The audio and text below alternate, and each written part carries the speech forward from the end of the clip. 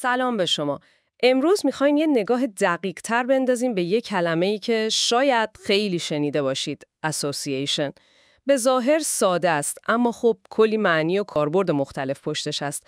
ما یه سری منابع داریم مثل دیکشنری‌های مریام وبستر و آکسفورد، ویکی‌پدیا و چند تا متن دیگه و میخوایم با هم ببینیم این کلمه دقیقاً یعنی چی، از کجا اومده و چطور استفاده میشه. خب آماده اید بریم سراغش؟ دقیقاً. خیلی جالبه که چطور یه کلمه میتونه همزمان به یه گروه رسمی اشاره کنه، مثلا یه انجمن، و هم به یه یه رابطه ذهنی یا یه خاطره. آره، ولی نکته کلیدی تو همشون همون ایده ارتباط یا پیوند یا کنار هم بودنه. بسیار خوب. پس بیایید از معنی شروع کنیم که شاید از همه آشناتر باشه. یه گروه یا سازمان رسمی. همون که تو تعریفای اصلی دیکشنری ها میاد اول. آره، تعریف 2 مریم وبستر، تعریف 1 آکسفورد. مثلا وقتی میگیم professional association یعنی انجمن حرفه‌ای یا residence association انجمن ساکنین یه ساختمون یا محله. این مثالا رو هم خود آکسفورد و مریم وبستر دادن. جالبه که مخفف هم میشه گاهی ASSC یا ASSN. درسته. و هدف این گروه ها معمولاً اینه که اعضای علاقه یا هدف مشترک دارن. جالبه بدونید که اسوسییشن رو میشه یه نوع خاصی از ارگانیزیشن یا سازمان دونست. توی بحث‌های حقوقی هم مثلا تو آمریکا اغلب به سازمان‌های غیر انتفاعی و گاهی ثبت نشده اشاره داره، مثل همین انجمن‌های مالکان خونه. و البته نباید اون مفهوم مهم freedom of association یا همون آزادی تشکل‌ها رو فراموش کنیم. حق این که افراد بتونن گروه تشکیل بدن یا به گروهی بپیوندن. خب این از معنی سازمان و گروه. حالا بریم سراغ یه معنی دیگه‌اش که بیشتر به پیوند و رابطه اشاره داره.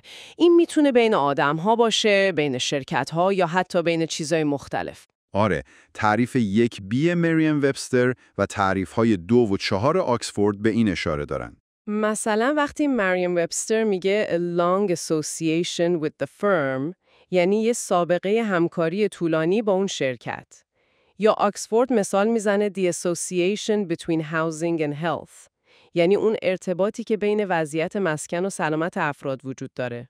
دقیقاً. عبارت in association with هم خیلی پرکار برده به معنی در همکاری با یا در ارتباط با. بله، و این ارتباط میتونه یه همکاری ساده باشه یا یه پیوند آماری که مثلا ثابت شده. یه اصطلاح جالبم از همین معنی میاد، guilt by association. یعنی کسی رو صرفاً به خاطر ارتباطش با یه آدم دیگه مقصر بدونیم. چه جالب! این من یاد یه مفهوم دیگه میندازه. خب، این مفهوم رو میرسونه به بحث روانشناسی و اون چیزی که بهش میگن learned association یا تداعی آموخته شده. یعنی مغز ما یاد میگیره که چطور محرک‌ها یا رفتارها رو به هم ربط بده. آها، یعنی مثل همون آزمایش معروف پاولوف با سگ‌ها که صدای زنگ رو به غذا ربط میدادن. دقیقاً هم آزمایش پاولوف هم کارای اسکینر تو شرطی سازی عامل، یعنی استفاده از پاداش و تنبیه برای شکل دادن به رفتار، همشون نمونه‌های کلاسیک همین تداعی آموخته شده هستن. مغز ما دائما داره این پیوندها رو میسازه. پس این خیلی پایه‌ای تر از اون چیزیه که فکر می‌کردم. حالا میرسیم به معنی سوم که شاید یکم شخصی‌تر و ذهنی‌تر باشه. درسته؟ بله، معنایی که به حافظه، تخیل یا ایده‌هایی که توی ذهن ما به هم وصل میشن اشاره داره. تعریف‌های 3 و 4 مریم وبستر و تعریف 3 آکسفورد. آکسفورد یه مثال قشنگ داره. Pleasant associations with the beach یعنی اون حسای خوبی که ساحل برای آدم تداعی میکنه. یه مثال بامزه تو ردیت دیدم. طرف نوشته بود Good associations with Costco یعنی فقط اسم اون فروشگاه زنجیره‌ای براش کلی حس خوب میاره. آره، دقیقاً همینه. این همون مفهوم free association یا تداعی آزاد تو روانکاویه؟ بله. خیلی به هم نزدیکن. این جنبه ذهنی خیلی مهمه. اساس کار حافظه ما همینه دیگه. یه بو، یه آهنگ، یه کلمه میتونه کلی خاطره و حس رو زنده کنه. جالبه که حالت روحی ما هم روی این تداعی‌ها اثر میذاره. یعنی وقتی خوشحالیم ممکنه چیزای مثبت‌تری یادمون بیاد.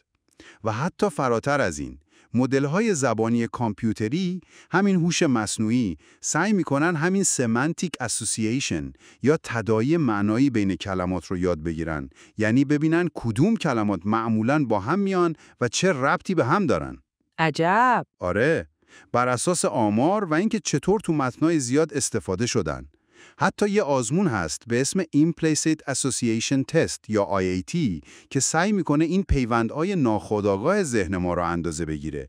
مثلا بین یه گروه اجتماعی و یه سری صفات یا کلیشه ها. البته خوب روی تفسیر نتایجش بحث زیاده. چقدر پیچیده شد. حالا یه نگاه سریع هم به ریشه کلمه بندازیم. از کجا اومده اصلاً؟ خب طبق گفته مریم وبستر اولین استفاده ثبت شدهش برمیگرده به حدود سال 1535 میلادی. 1535 یعنی دوران شکسپیر تقریباً. آره همون حدودن. از لاتین قرون وسطایی اومده کلمه اسوسیاسیونم. اینم از فعل اسوسیره گرفته شده که یعنی متحد کردن، پیوستن. اسوسیره. که خود این فعل هم از پیشوند اد یعنی به سوی و فعل سوسیاره یعنی متحد کردن ساخته شده.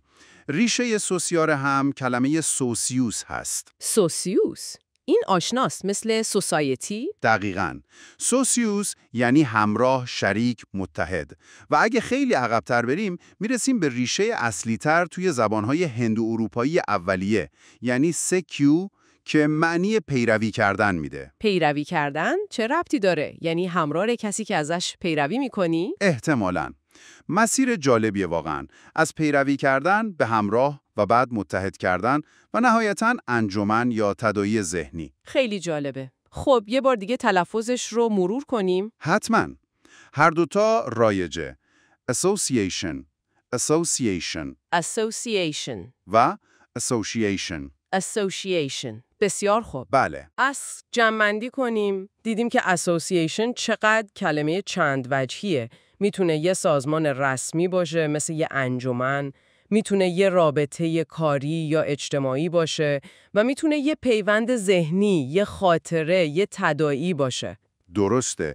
و نکته کلیدی که به نظر میرسه اینه که همه چیز حول محور نوعی ارتباط یا پیوند میچرخه. چه این ارتباط ساختاری و رسمی باشه، چه یه رابطه شخصی و چه یه اتصال نامرئی توی ذهن ما. همینه. هم ساختارهای بیرونی جامعه رو توصیف میکنه، هم شبکه‌های درونی ذهن رو. دقیقاً. و اینکه کدوم معنی مد نظره کاملاً بستگی به اون زمینه‌ای داره که کلمه توش استفاده میشه. یعنی کانتکست خیلی مهمه. کاملاً. ممنون از این بررسی عمیق. خواهش میکنم.